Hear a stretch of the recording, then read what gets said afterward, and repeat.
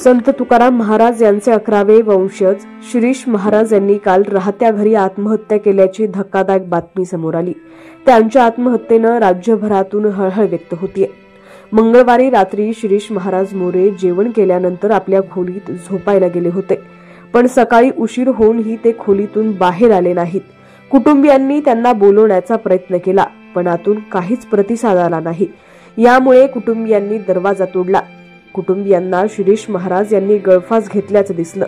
या घटनेचा तपास देहू रोड पोलीस करतायत। शिरीष महाराज यांच्या जवळ 4 सुसाईड नोट देखील सापडल्याची माहिती समोर आली आहे।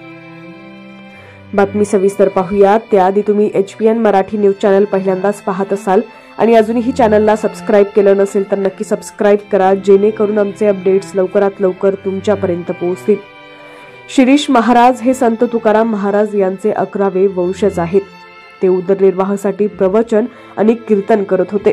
त्यांचे निगडी इथं इडली उपहारगृह होतं, मात्र यामधून त्यांना फारसं उत्पन्न मिळत नव्हतं। यामुळे त्यांची आर्थिक परिस्थिती बेताची होती। शिरीष महाराज मोरे हे फक्त 30 वर्षाचे होते। अवघ्या काही दिवसातच त्यांचं लग्न होणार होतं, मात्र त्याआधीच त्यांनी टोकाचं पाऊल उचललंय। देहू रोड पोलीस ठाण्याचे वरिष्ठ पोलीस निरीक्षक बोनसोडे यांनी दिलेल्या माहितीनुसार प्राथमिकदृष्ट्या आर्थिक विवंचनेतून त्यांनी आत्महत्या केल्याचं कळतंय। या घटनेचा अधिक तपास देहू रोड पोलीस करत आहेत।